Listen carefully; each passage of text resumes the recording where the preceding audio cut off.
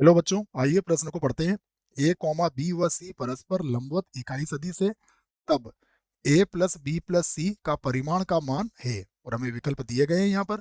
पहला विकल्प है वर्गमूल 3, उसके बाद 3, उसके बाद 1 और उसके बाद है 0। प्रश्न को हल करेंगे उसके पहले मुख्य अवधारणा लिखेंगे। यहाँ लिखते हैं मुख्य अवधारणा। मुख्य अवधारणा मुख्य अवधारणा में हम प्रश्न को हल करने की रूपरेखा बनाएंगे और इससे संबंधित सूत्रों को भी लिखेंगे। तो यहाँ पर हमें सबसे पहले इकाई सदिश यदि है तो इकाई सदिश का परिमाण 1 होता है, इसकी जानकारी होना चाहिए। तो इकाई सदिश मान लीजिए हमारे पास कोई सदिश ए है और वो इकाई सदिश है, तो उसका परिमाण किसके बराबर होगा? 1 के बराबर होगा। एक तो इस बात की जानकारी हो आपको। उसके बाद लंबवत की शर्त भी पता होना चाहिए। लंबवत की शर्त, यदि दो सदिश परस्पर लंबवत होते हैं तो लंबवत की शर्त क्या होती है? सदिश ए और सदिश बी का जो बिंदु गुणा होता है वो सदैव 0 के बराबर होता है। उसके बाद एक और बात आपको याद रखना पड़ेगी।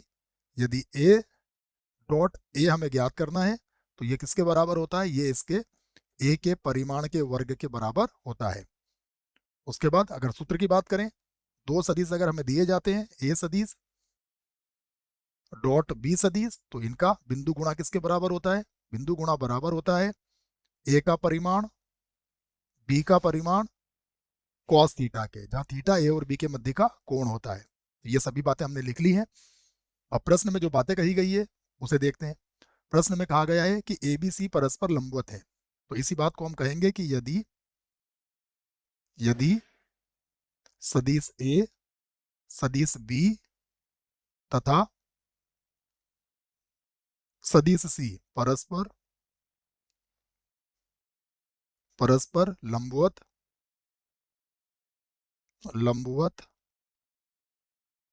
इकाई सदिश है, इकाई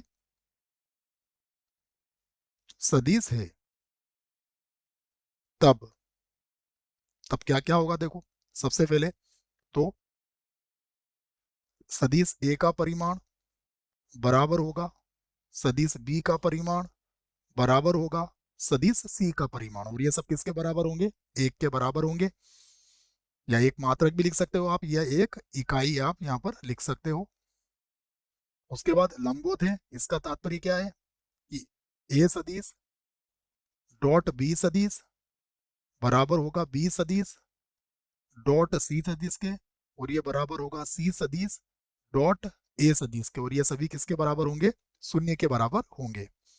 अब हमें जिसका मान ज्ञात करना है हम उसे लिख लेते हैं। हमें मान ज्ञात करना है ये रहा ए प्लस बी प्लस सी के परिमाण का। तो यहां से लिख लेते हैं इसको, ए सदिश प्लस बी सदिश और प्लस सी सदिश, और इसका परिमाण ज्ञात करना है तो इसका जो वर्ग होता है वो किसके बराबर होगा? ये बराबर होगा ए सदिश प्लस बी सदिश प्लस सी सदिश, और बिंदु गुणा करना पड़ेगा इसका इसी के साथ, ए सदिश प्लस बी सदिश और प्लस सी सदिश से। अब यहां पर हम इसका गुणा कर सकते हैं।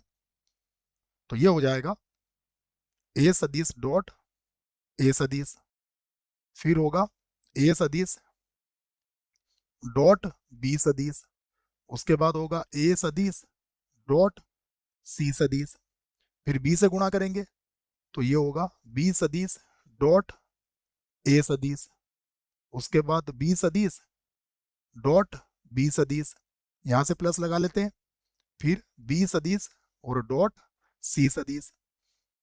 अब सी से कर देंगे तो सी सदिश डॉट ए सदिश प्लस सी सदिश डॉट बी सदिश, उसके बाद हो जाएगा सी सदिश और डॉट हो जाएगा सी सदिश। तो ये हमने सभी गुणा कर लिया है।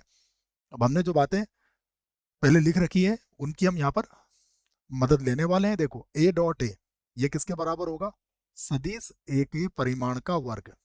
उसके बाद ए डॉट बी ये किसके बराबर है? 0 के बराबर है। ए डॉट सी ये किसके बराबर है? 0 के बराबर। बी डॉट ए क्रम इन्हीं में होता है बच्चों, ये याद रखें आप, इसलिए ए डॉट बी या बी डॉट ए बात एक ही है, ये भी 0 हो जाएगा। बी डॉट बी ये बराबर होगा बी का परिमाण और उसका वर्ग। फिर बी डॉट सी ये भी 0 है, सी डॉट ए ये भी 0 है, सी डॉट बी ये भी 0 है, और सी डॉट सी ये किसके बराबर हो जाएगा, ये बराबर हो जाएगा सी सदिश के परिमाण के वर्ग के। यह सब कुछ किसके बराबर चल रहा है, हम ये भी लिख लेते हैं, ये बराबर है ए सदिश प्लस बी सदिश प्लस सी सदिश और इसके वर्ग के बराबर है। तो हम इसे एक बार और लिख लेते हैं, यहां से फिर पुनः हो जाएगा ये ए सदिश प्लस बी सदिश प्लस सी सदिश के परिमाण का वर्ग बराबर, यहाँ देखिए ये एक के बराबर है तो एक का वर्ग एक होगा, ये भी एक का वर्ग एक होगा और ये भी एक का वर्ग एक होगा, अर्थात 1 2 और 3, तो इसका योगफल कितना हो जाएगा 3। तो यहाँ से मान प्राप्त कर सकते हैं हम a प्लस बी प्लस सी और इसके परिमाण का वर्ग 3 के बराबर था। जब ऐसे इस बराबर के इधर लाएंगे तो इधर वर्गमूल 3 हो जाएगा, और प्लस माइनस यहाँ पर नहीं लेंगे क्योंकि ये परिमाण है, इसलिए केवल प्लस चिन्ह का ही प्रयोग किया जाएगा। वर्गमूल 3 हमारा उत्तर है। विकल्प देखते हैं, तो विकल्प ए वर्गमूल 3 लिखा हुआ है, अर्थात ये इसका सही उत्तर होगा। आशा करता हूं बच्चों प्रश्न का उत्तर अच्छे से समझ में आया होगा। धन्यवाद।